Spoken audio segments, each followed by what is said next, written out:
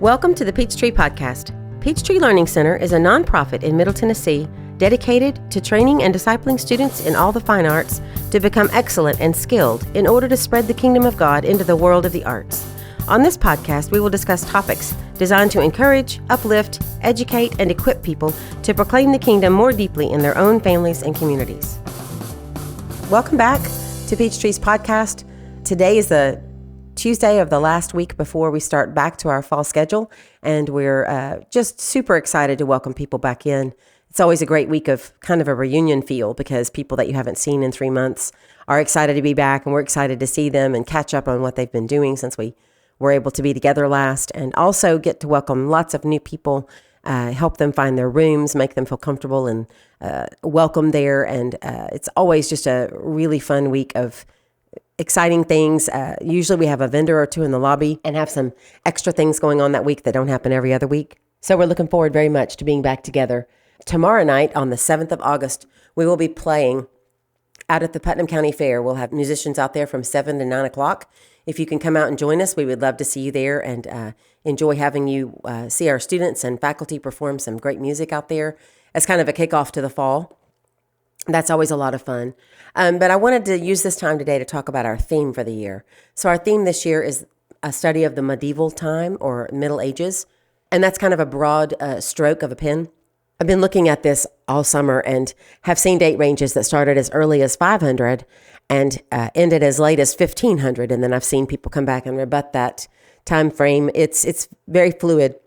The focus that we want to have this year is really on storytelling, the mindset that people of that time frame had that allowed them to receive story and enjoy creating huge epic myths, and also the framework of their society structure that allowed them to receive supernatural settings and understand supernatural thought patterns, just being able to accept that concept.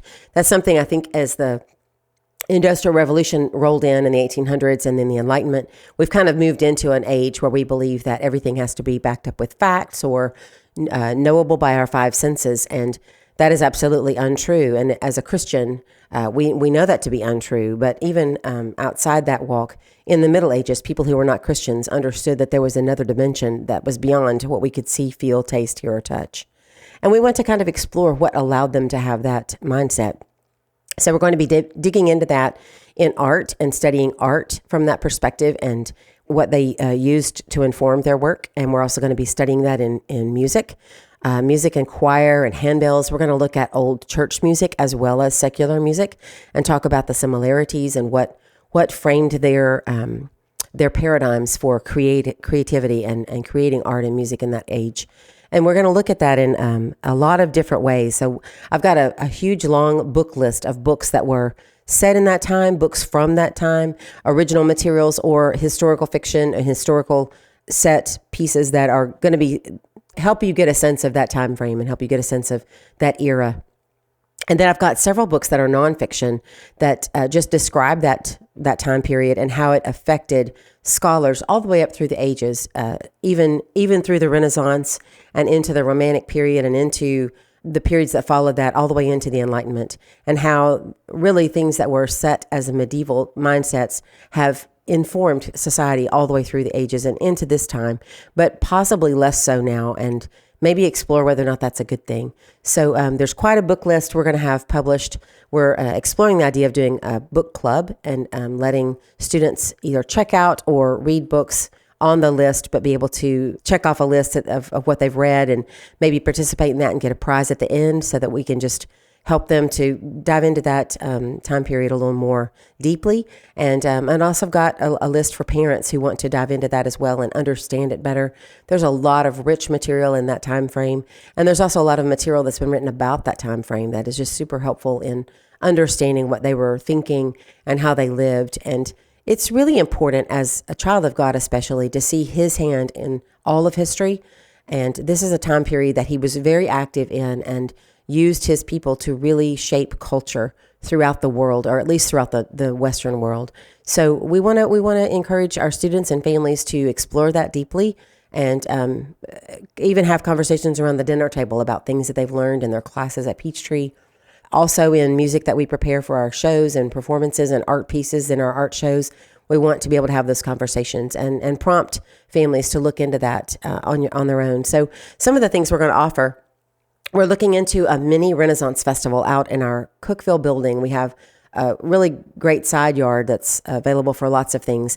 And so sometime, probably in the spring, we're going to offer a mini Renaissance festival. And that will include, I'm hoping, some artisans who do that kind of craft work from that time. There are several things on the table: a blacksmith, a glass blowing demonstration, or at least pieces of work, weaving and fiber art.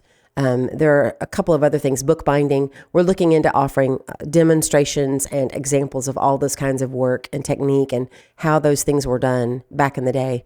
And then we're also going to get into a different format with our spring shows. It looks like right now we're going to offer a madrigal dinner, probably 3, and have one a month starting in March, and offer one in March, one in April, and one in May, with different programs for each one that will incorporate all the classes that we usually incorporate in our one big spring show, but have those kind of spread out across 3 events. And so they'd be smaller and more intimate. Hopefully we'd be able to offer some kind of refreshments or dinner and have a lord of the dinner who's overseeing the hall and emceeing the evening for us, and using that as a way to kind of engage you in a medieval time frame in your food and in the way you come to the table, and then in the event itself with the entertainment offered. We're hoping that would just be a kind of an immersive experience. Our Christmas show is also going to reflect medieval times in the musical choices we have. I think we're going to incorporate more handbells music.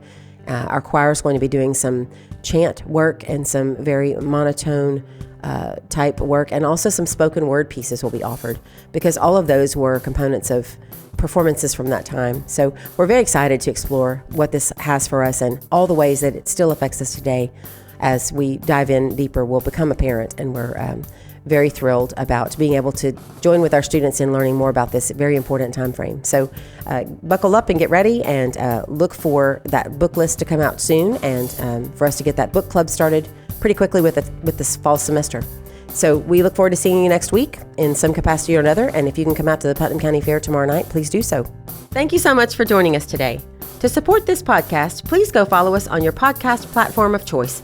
And if you're interested in knowing more about the work of Peachtree, please go visit our website at peachtreelearningcenter.com for more information.